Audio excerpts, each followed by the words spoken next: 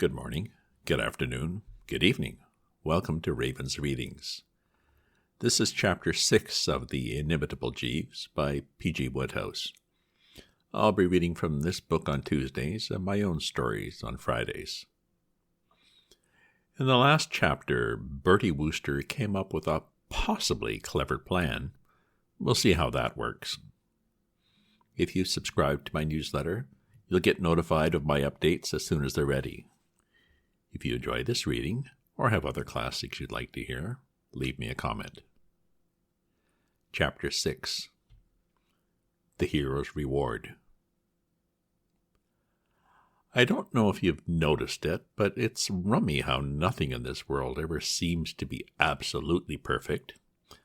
The drawback to this otherwise singularly fruity binge was, of course, the fact that Jeeves wouldn't be on the spot to watch me in action.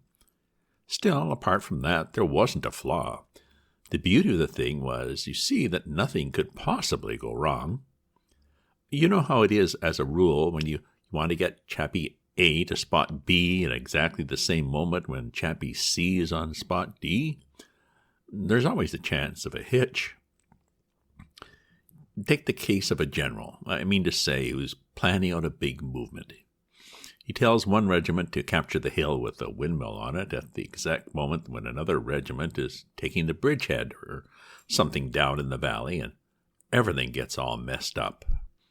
And then, when they're chatting the thing over in camp that night, the colonel of the 1st Regiment says, "Oh, sorry, did you say the hill with the windmill? I thought you said the one with the flock of sheep." And there you are.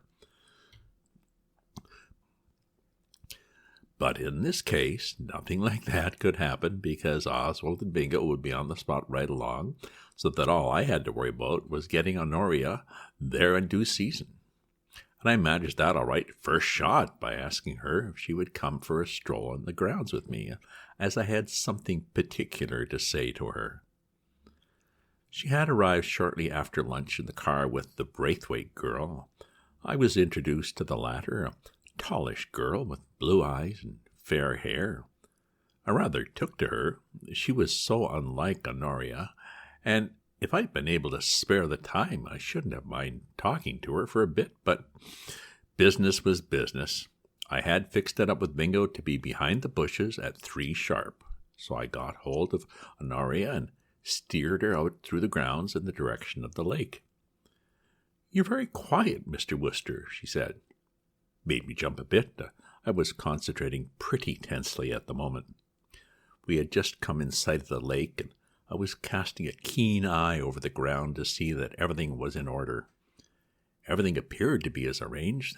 The kid Oswald was hunched up on the bridge, and as Bingo wasn't visible, I took it that he had got into position.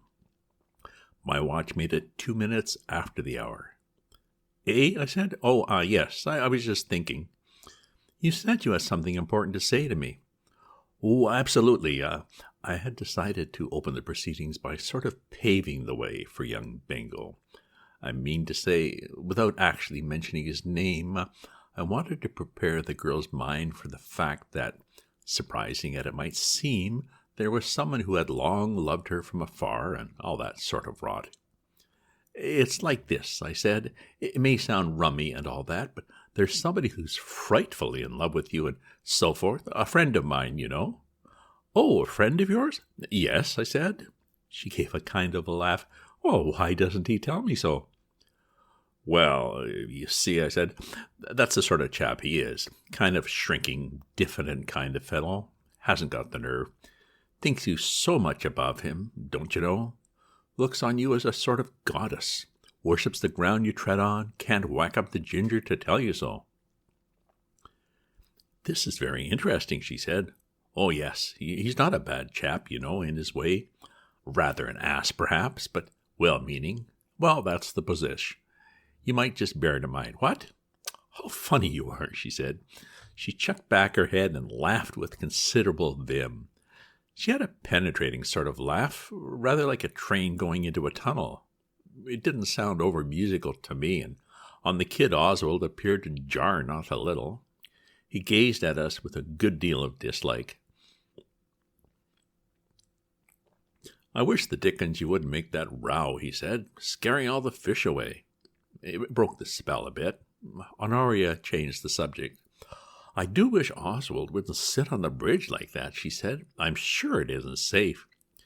He might easily fall in. I'll go and tell him, I said.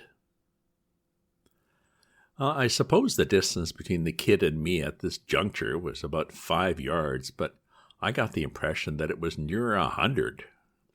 And as I started to toddle across the intervening space, I had a rummy feeling that I'd done this very thing before.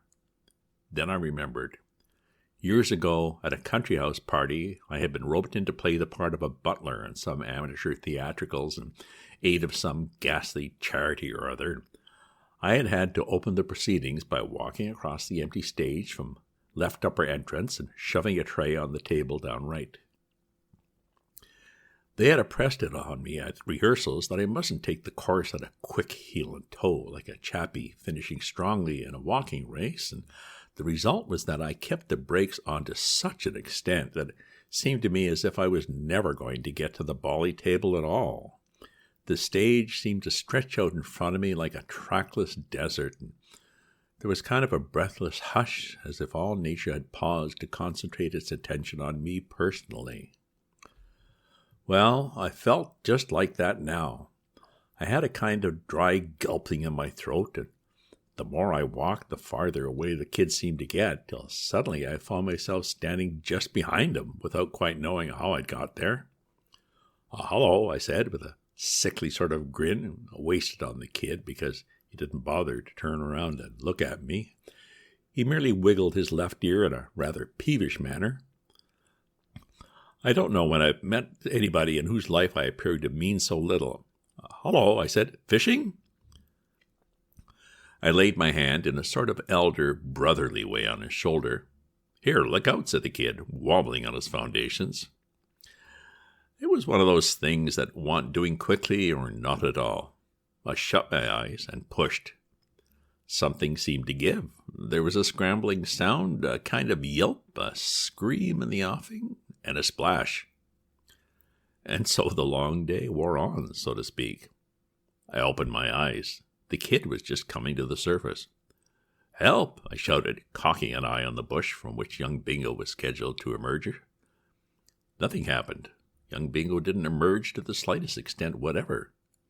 I say, help! I shouted again.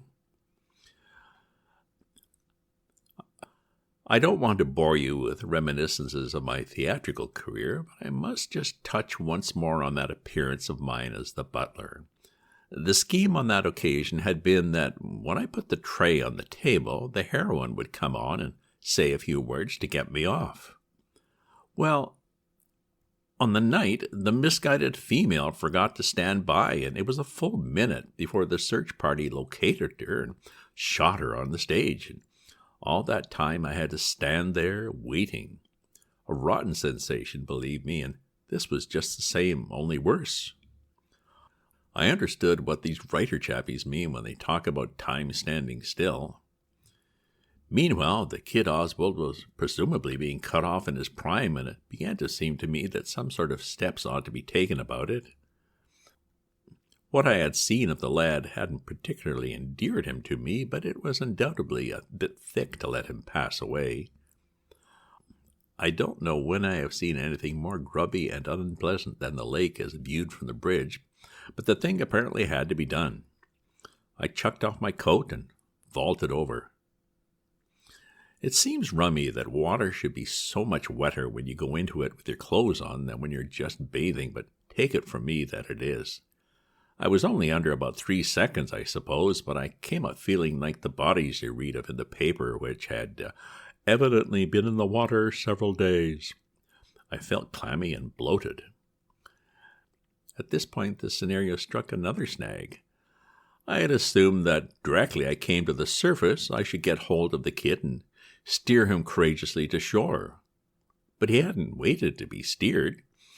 When I had finished getting the water out of my eyes and had time to look around, I saw him about 10 yards away, going strongly and using, I think, the Australian crawl.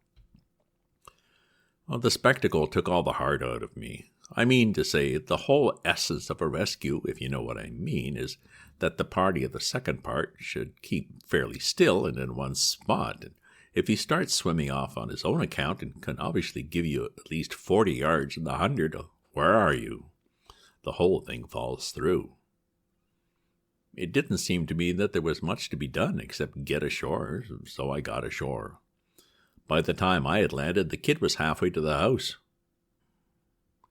Look at it from whatever angle you like, the thing was a washout.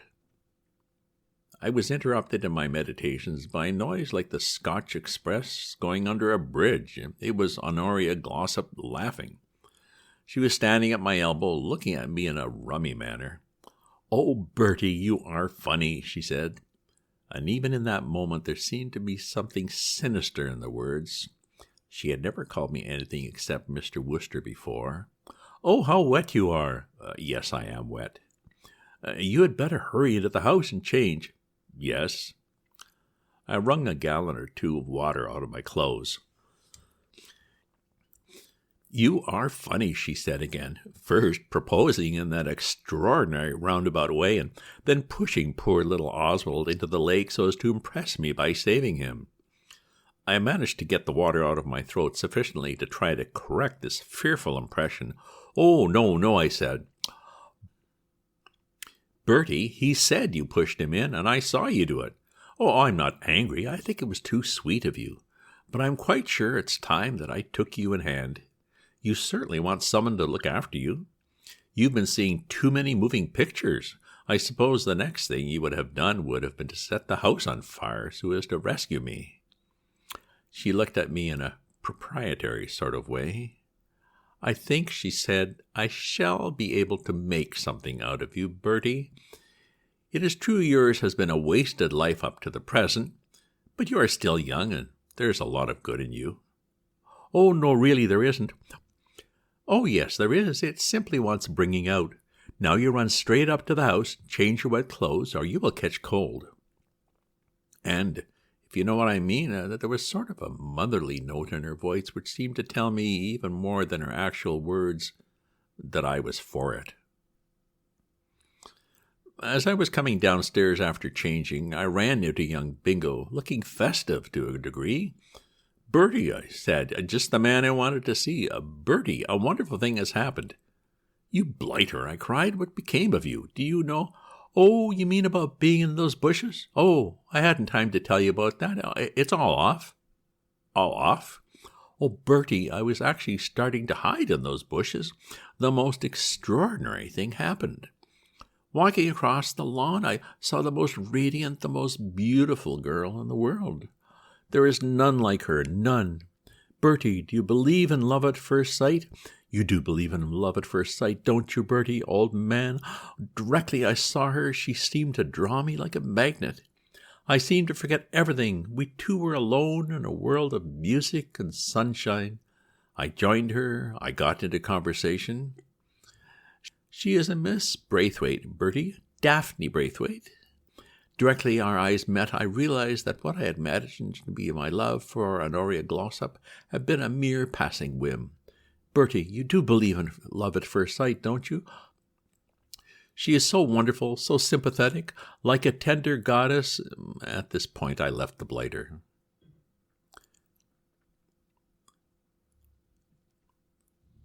Two days later, I got a letter from Jeeves. "The weather," it ended, "continues fine. I have had one exceedingly enjoyable bathe." I gave one of those hollow, mirthless laughs and went downstairs to join Honoria. I had an appointment with her in the drawing room. She was going to read Ruskin to me. The end. Well, looks like Bertie really needs Jeeves to plan these schemes for him. Next Tuesday, I'll do another in this series. Stay tuned for Chapter 6, introducing Claude and Eustache. If you subscribe to my newsletter, you'll get notified of my updates as soon as they're ready. If you enjoyed this reading or have other classics you'd like to hear, leave me a comment. Check out my other posts on my Substack at ravensview.substack.com, and remember to share this with your friends. Ta-ta for now.